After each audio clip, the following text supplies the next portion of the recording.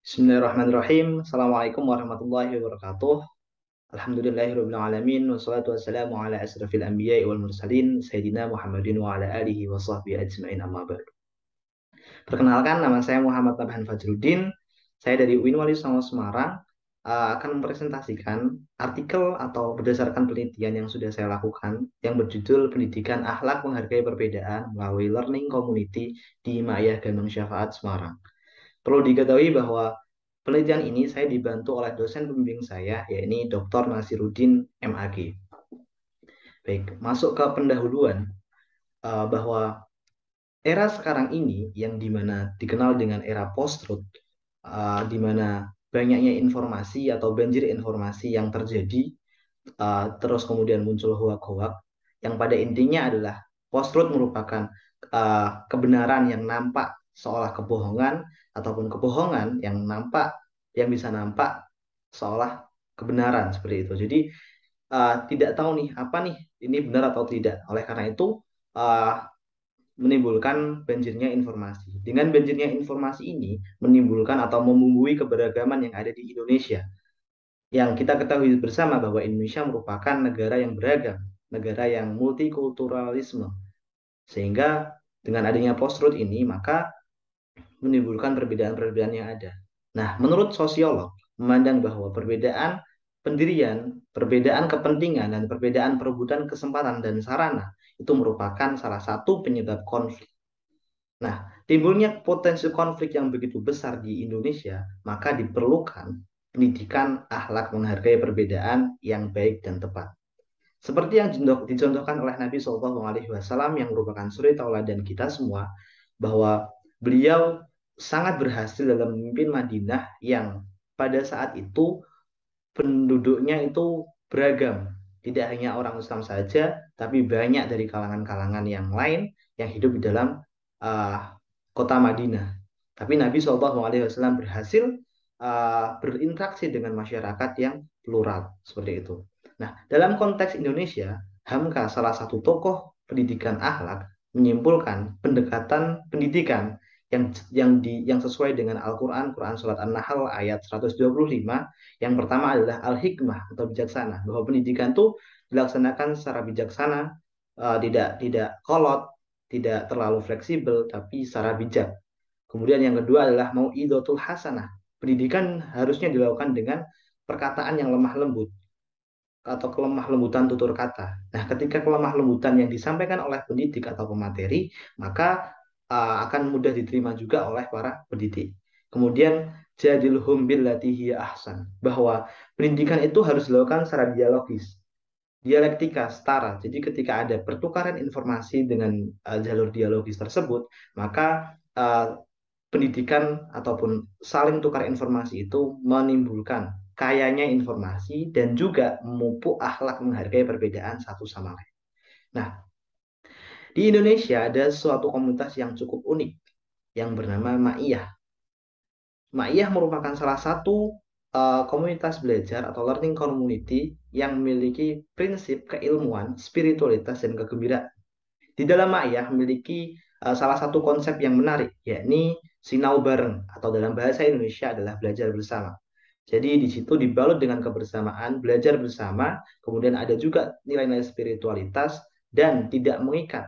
Dalam artian semua boleh ikut di dalam Ma'iyah, tidak memandang agamanya apa, alirannya apa, status sosialnya itu apa, semua dapat bergabung, semua dapat belajar bersama di dalam Ma'iyah itu sendiri.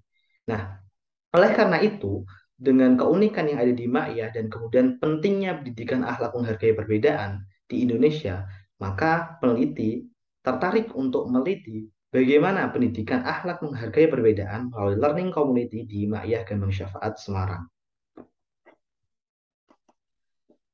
Metode yang peneliti digunakan adalah yang pertama adalah jenis penelitian ini adalah penelitian kualitatif, di mana penelitian ini menggambarkan uh, fakta yang terjadi di lapangan, mendeskripsikan fakta yang terjadi di lapangan. Karena pendekatan yang dilakukan oleh peneliti adalah pendekatan penelitian lapangan. Kemudian subjeknya adalah Ma'iyah Gambang Syafaat Semarang yang biasa Ma'iyah ini digelar di halaman Masjid Baitur Rahman Semarang setiap tanggal 25 Masehi. Kemudian pengumpulan data. Yang pertama adalah observasi.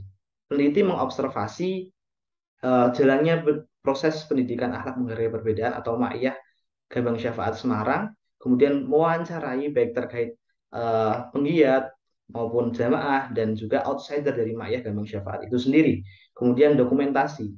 Peneliti juga mengumpulkan data-data ataupun informasi-informasi yang ada di media cetak maupun media elektronik yang berkaitan dengan penelitian. Fokus penelitiannya adalah pendidikan akhlak menghargai perbedaan di Ma'iyah Gabang Syafaat Semarang. Nah, hasil penelitian dan pembahasan berdasarkan rumusan masalah bagaimana pendidikan akhlak menghargai perbedaan melalui learning community di Ma'iyah Gabang Syafaat Semarang, ada 3 poin utama yang ditemukan oleh peneliti di lapangan. Yang pertama adalah melalui sinau bareng. Sinau bareng dalam bahasa Indonesia adalah belajar bersama. Tapi di dalam Ma'iyah ini sangat identik dengan nama sinau bareng. Sinau bareng merupakan ciri belajar yang ada di Ma'iyah Gabung Syafaat. Melalui belajar bersama akan menimbulkan pertukaran informasi dan sudut pandang yang berbeda dan secara tidak langsung memberikan atau memupuk akhlak menghargai perbedaan. Kemudian selanjutnya adalah melalui spiritualitas. Perlu diketahui bersama bahwa Ma'iyah itu merupakan suatu kelompok atau suatu komunitas yang sangat menjunjung tinggi spiritualitas.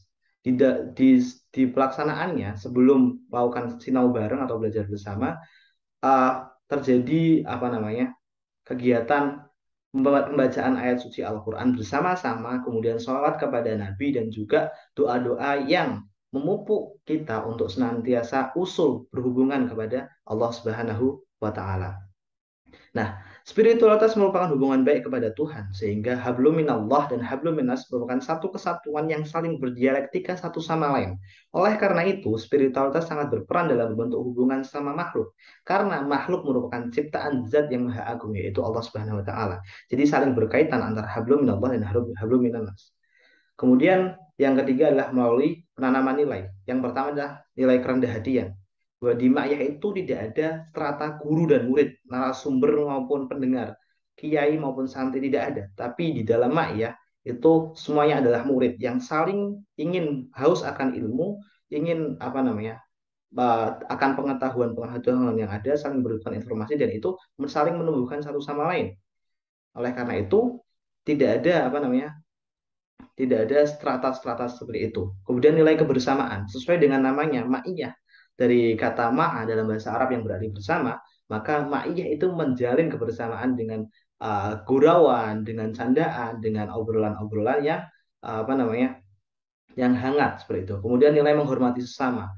Nilai menghormati sesama ini berdasarkan dari apa namanya bahwa manusia itu memiliki kelebihan masing-masing falikul syai'im mardiyah bahwa manusia itu apa namanya memiliki keunikan masing-masing. Oleh karena itu saling menghormati sama lain. Kemudian nilai falsafah cinta di mana kita harus cinta kepada Allah, Nabi Muhammad dan juga makhluknya. Seperti itu.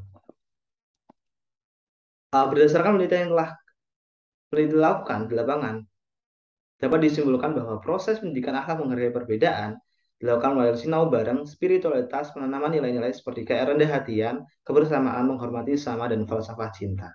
Mungkin sekian dari saya. Mohon maaf apabila banyak kesalahan. Allahumma fiqh ila aqwamit thoriq. Wassalamualaikum warahmatullahi wabarakatuh.